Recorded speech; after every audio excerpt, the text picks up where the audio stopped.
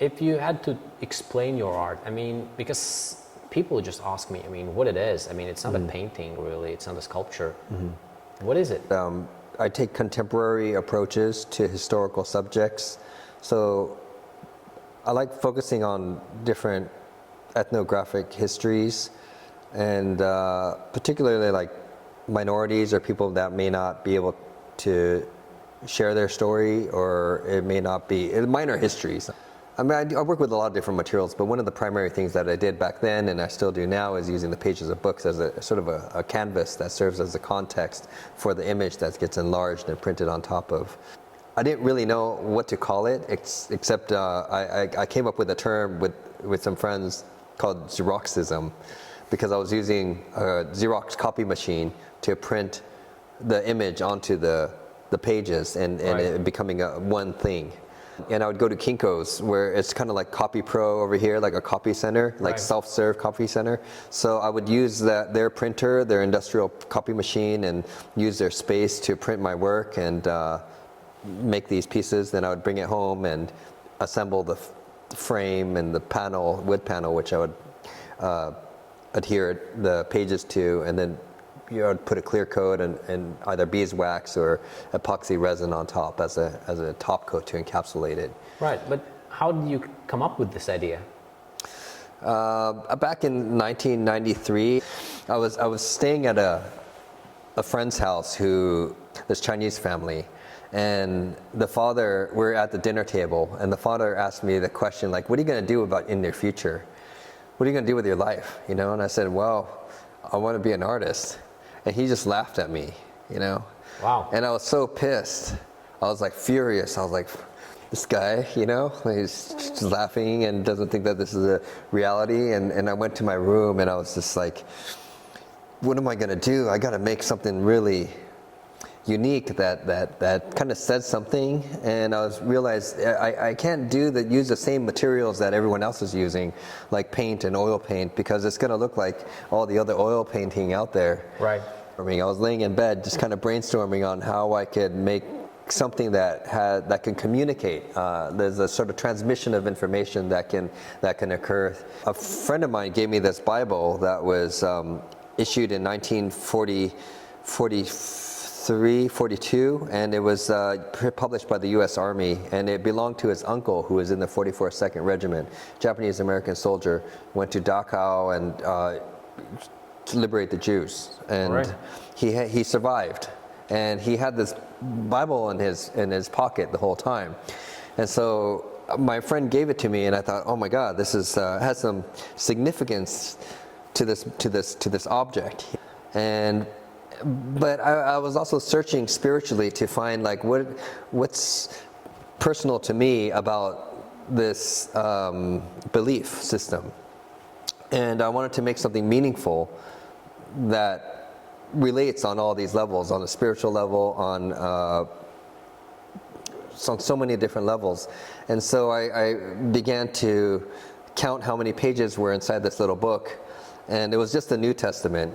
And so I thought, okay, that's kind of interesting, because it's like, this is kind of Jesus's life.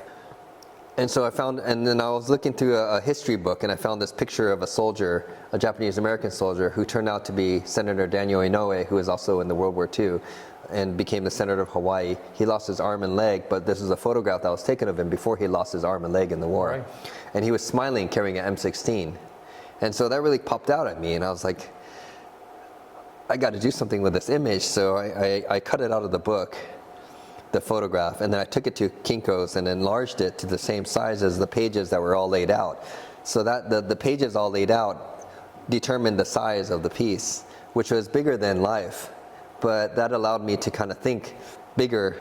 And so I enlarged it to that, and then cut it up into sections, and then fed it through the Xerox copy machine. And I think the Kinko's workers were kind of confused and kind of like worried that I'm gonna damage the machine, but it kind of worked out, because it was all analog too at the time. Right. It wasn't digital, so there was printing these lines instead of dot matrix, you know. And when the image was printed on the pages, the lines were kind of in between the lines of the words, so it really kind of fit. And then I didn't know how to make a wood panel, but I got pieces of wood that I found and just kind of made this super heavy Mod Podge like wood panel, and then I stuck it on there, glued it on there, and then I put all kinds of material on there to try to like preserve it, like shellac and lacquer and stuff. And that was my first book piece, and I still have it. I mean, it's now hanging it's in the storage at the Japan American National Museum. Wow. But that was the first one in 1993. When I met you, I had some of my friends saw the soldier piece, and they're like, "Wow, this is really unique. Like, Yeah. you really are not good at doing anything except this. So you should do this, and we'll support you and help you put a show together."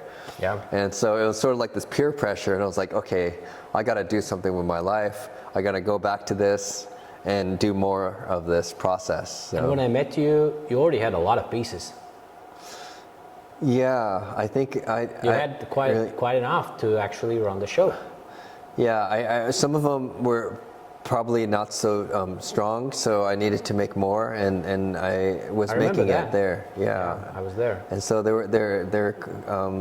finally I had enough to put a show together. But think of it was sort of a bad experience or humiliation in the terms that you experienced that actually brought that idea, which is quite common actually. I mean, also I had the bad experience in that parking lot job, and I felt really bad. I mean, I was Kind of miserable. humiliated. Yeah, I mean, I don't want my life like that. I mean, Yeah. I want to do something else. So that's where like bad things can happen, but then they're actually good, Yeah. So we can't put a label on something this is bad, Well, and it's interesting with the building as well. I mean, the show probably would not happen unless there will be, the crisis, economic turmoils, and and at one point I was just, I always wanted to invite you, but it was just, I don't know. I mean, there's some other things to do and other things to think about, and then I was at home sitting, and she's like, God damn it, when I'm gonna invite you? Let's do it now. Mm-hmm. And she said, yeah, Mike, come over. Yeah. Yeah. And you said, okay. And I'm like, yes, let's do this. Yeah. Yeah, right before I came out here, I just moved to a new apartment and starting my new life over. And if I knew I was going to be moving, I wouldn't have agreed to come here. But you had invited me before I decided to move, so it all worked out. It just worked out. And obviously you're different compared to to the people I met in LA, but you're different and unique everywhere. Yeah, it's cool. I think if I enjoy what you do, I think people would love to, and will enjoy it as well. I hope so, at least. I always thought that you would be the first one to come and have art in renowned, in a reconstructed building. Well, but. And this is the center of the center. Yeah, this is very center. Yeah. of the Riga, of course. Yeah, of Riga. So it's a very unusual opportunity to do this. Yeah. Awesome. Great, man. Cool. Thank you very much.